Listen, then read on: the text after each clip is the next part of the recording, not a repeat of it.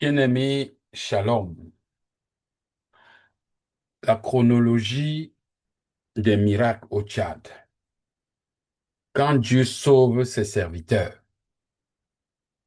C'est une mission au Tchad avec deux témoignages et une seule main de Dieu.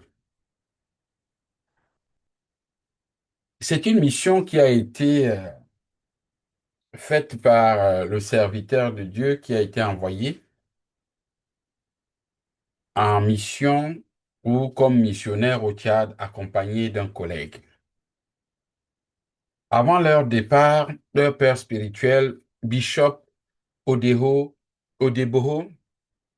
leur déclare, je vous envoie deux par deux. Vous reviendrez vivants, non brisés, et vous reviendrez avec un témoignage. Cette parole prophétique deviendra le fil conducteur de toute la mission. Ils s'installent donc maintenant dans une zone sensible à leur arrivée au Tchad. Une zone où plusieurs missionnaires étrangers ont été tués par la criminalité locale et les groupes armés.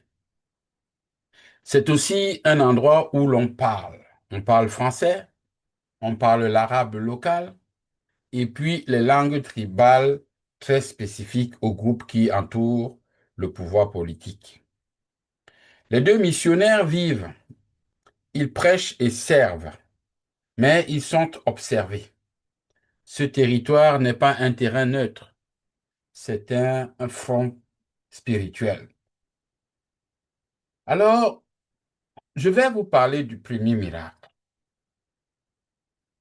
Le premier miracle ici, c'est l'assassinat qui a été déjoué pendant leur séjour au Tchad. Il y a eu la visite étrange un samedi matin. Les deux jeunes hommes frappent à la porte. Il y a deux jeunes hommes qui viennent, qui frappent à leur porte. Ils entrent comme s'ils venaient pour un entretien spirituel. Ils demandent, où est votre second collègue? Dès qu'il arrive, les deux visiteurs ferment la porte derrière eux et sortent un pistolet silencieux. Ils n'étaient pas venus demander la prière. Ils étaient venus exécuter les missionnaires. La deuxième chose, c'est qu'il y a l'action du Saint-Esprit.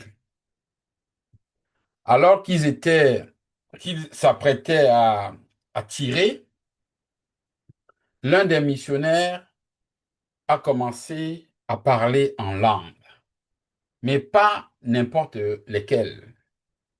Il parlait exactement la langue tribale de ceux qui ont envoyé ces assassins.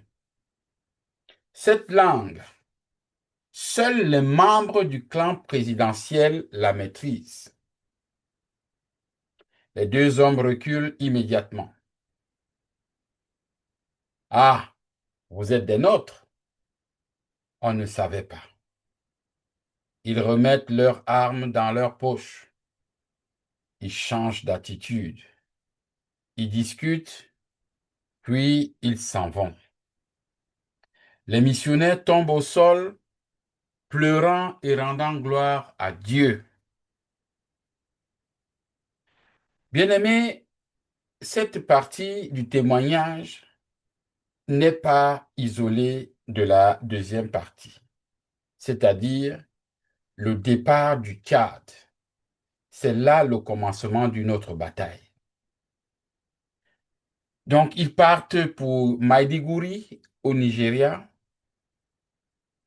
Après la mission, ils quittent Djamena par la route pour retourner au Nigeria.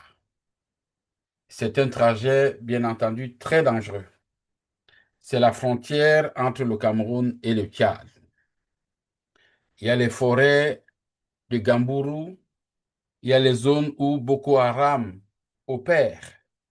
Il y a aussi des villages qui sont isolés et qui ont une réputation inquiétante. Donc, après le départ donc, pour Maïdogourou, il tombe en panne. La voiture tombe en panne. Le premier pneu perdu. Alors, 3 heures après leur départ, explosion du premier pneu. Il pose la route, il pose la roue de secours et continue. Deuxième panne, la roue de secours éclate. Quelques kilomètres plus loin, la roue de secours éclate à son tour. Ils sont immobilisés au pire endroit possible. Autour d'eux, 2 villages réputés pour le cannibalisme. On raconte que après 18 heures, personne coincé ici n'a jamais survécu. C'est ça qu'on leur raconte et quelqu'un vient leur dire ça. Il passait avec sa voiture, il leur dit, mais vous faites quoi ici? Vous faites quoi ici? Donc, faites attention parce que les habitants ici vous observent. Parce que, comme vous les voyez en train de transporter du bois, c'est des gens qui ne parlent pas. Ils ne répondent pas aux salutations. Donc, faites attention. Et donc, la peur atteint un niveau donc indescriptible. Mais ils se souviennent que les Écritures et la Bible parlent. Elle dit que les Écritures ne peuvent être brisées. Nous reviendrons vivants. Bien-aimés, lorsque l'ange vient, il y a donc l'ange de la route. Sur leur chemin, il y a une apparition inattendue d'un conducteur. Après 30 kilomètres, 30 minutes, une Peugeot 504 blanche apparaît. Un seul homme à bord. Il s'arrête et il pose des questions. Quel est votre problème? Et ils ont répondu, ils expliquent la situation. Et puis le monsieur leur dit, prenez mon pneu de secours. Il attend que l'homme monte la roue, puis il dit, suivez-moi jusqu'au village à 2 heures d'ici. Vous me rendez le pneu là-bas. Alors, quelque chose va se passer ici. L'homme disparaît sur le chemin. Dans le brouillard, on ne le voit plus. Ils le suivent, mais au bout de quelques kilomètres, il prend de l'avance. Il prend de l'avance. La distance augmente et soudain, il disparaît. Il n'y a plus de voitures sur le chemin. Il y a même plus de poussière derrière lui. Plus rien. Alors, on arrive donc à ce qu'on peut appeler ici la confirmation. Arrivé au village, le village qui était indiqué, le garage existe. Il voit bien le nom du garage. Il voit bien le magasin qui existe. Il voit l'adresse qui correspond exactement. Et puis, c'était un ange envoyé. Mais personne ne connaît cet homme. Ils se sont renseignés et on dit on ne le connaît pas. On comprend donc maintenant les deux serviteurs de Dieu en mission, les deux missionnaires comprennent tout de suite, comprennent tout de suite que c'est un ange qui a été envoyé. Alléluia. Bien-aimé, la parole qui tient tout ensemble. Les deux miracles, bien-aimés, l'attentat qui a été évité, le sauvetage sur la route, ils sont liés par une seule chose, la parole prophétique proclamée avant leur départ. Vous reviendrez vivant, comme leur avait dit leur père spirituel.